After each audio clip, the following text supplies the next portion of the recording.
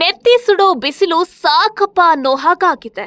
ರಾಜ್ಯದ ಜನತೆಗೆ ಈಗ ಏಕಕಾಲದಲ್ಲಿ ಬಿಸಿಲಿನ ಬೇಗೆ ಮತ್ತು ಮಳೆಯ ಮುನ್ಸೂಚನೆ ಎರಡನ್ನೂ ಎದುರಿಸಬೇಕಾಗಿದೆ. ರಾಜ್ಯದ ಹವಾಮಾನ ಇಲಾಖೆಯ ಇತ್ತೀಚಿನ ಅಪ್ಡೇಟ್ ಇಲ್ಲಿದೆ ನೋಡಿ. ರಾಜ್ಯ ಹವಾಮಾನ ಇಲಾಖೆ ನಿರ್ದೇಶಕ ಸಿಎಸ್ ಪಾಟೀಲ್ ಅವರು ಸಂಯುಕ್ತ ಕರ್ನಾಟಕ ಡಿಜಿಟಲ್ಗೆ ಈ ಬಗ್ಗೆ ಮಾಹಿತಿ ನೀಡಿದ್ದಾರೆ. ಕರ್ನಾಟಕ ರಾಜ್ಯದ ಹವಾಮಾನದ ಮುನ್ಸೂಚನೆಯನ್ನು ಸಂಕ್ಷಿಪ್ತವಾಗಿ ವಿವರಿಸುತ್ತೇನೆ.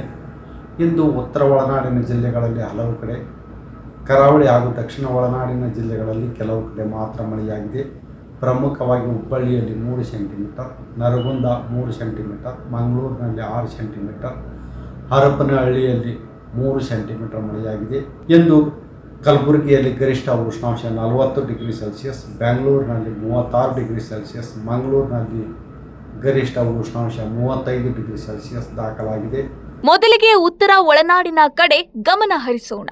ಕಲಬುರಗಿ, ರಾಯಚೂರು, ಬಳ್ಳಾರಿ ಮತ್ತು ಕೊಪ್ಪಳ ಜಿಲ್ಲೆಗಳಲ್ಲಿ ತಾಪಮಾನವು 40 ಡಿಗ್ರಿ ಸೆಲ್ಸಿಯಸ್ ಇಂದ 42 ಡಿಗ್ರಿ ಸೆಲ್ಸಿಯಸ್ ವರೆಗೆ ಏರಿಕೆಯಾಗುವ ಸಾಧ್ಯತೆ ಇದೆ. ಇಲ್ಲಿ ತೀವ್ರವಾದ ಶಾಖದ ಅಲೆ ಅಂದ್ರೆ ಹೀಟ್ ವೇವ್ ಬಿಸಿಲಿದ್ದು ಸಾರ್ವಜನಿಕರು ಎಚ್ಚರಿಕೆಯಿಂದ ಇರಬೇಕು. ಇನ್ನು ಬಯಲು ಸೀಮೆಯ ಜಿಲ್ಲೆಗಳಾದ ತುಮಕೂರು ಮತ್ತು ಚಿತ್ರದುರ್ಗದಲ್ಲಿ ತಾಪಮಾನ 38 ಡಿಗ್ರಿ ಸೆಲ್ಸಿಯಸ್ ಆಸುಪಾಸಿನಲ್ಲಿರಲಿದೆ. ಒಂದೆಡೆ ಬಿಸಿಲಿದ್ರೆ ಮಲೆನಾಡು ಮತ್ತು ಕರಾವಳಿ ಭಾಗದಲ್ಲಿ ವರುಣನ ಆಗಮನವಾಗಲಿದೆ. ಉತ್ತರ ಕನ್ನಡ, ಉಡುಪಿ ಹಾಗೂ ದಕ್ಷಿಣ ಕನ್ನಡ ಜಿಲ್ಲೆಗಳಲ್ಲಿ ಮುಂದಿನ 4-5 ದಿನಗಳಲ್ಲಿ ಗುಡುಗು ಸಹಿತ ಮಳೆಯಾಗುವ ಮುನ್ಸೂಚನೆ ಇದೆ.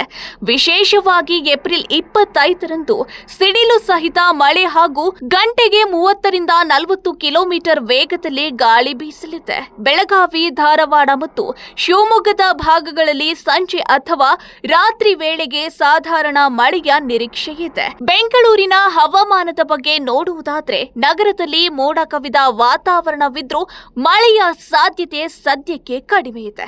ತಾಪಮಾನವು 30 ಡಿಗ್ರಿ ಸೆಲ್ಸಿಯಸ್ ವರೆಗೆ ಇರಲಿದ್ದು ಒಣ ಹವೆ ಮುಂದುವರಿಯಲಿದೆ. ವೀಕ್ಷಕರೇ, ಬಿಸಿಲಿನಿಂದ ನಿಮ್ಮನ್ನು ನೀವು ರಕ್ಷಿಸಿಕೊಳ್ಳಿ. ಹವಾಮಾನದ ಬದಲಾವಣೆಗೆ ಅನುಗುಣವಾಗಿ ಸುರಕ್ಷಿತವಾಗಿರಿ. ಇನ್ನಷ್ಟು ನಿಮ್ಮ ಜಿಲ್ಲೆಯ ಹವಾಮಾನ ವರದಿಗಳನ್ನು ತಿಳಿಯಲು ಸಂಯುಕ್ತ ಕರ್ನಾಟಕ ಡಿಜಿಟಲ್ ಚಾನೆಲ್ ಅನ್ನು ವೀಕ್ಷಿಸಿ.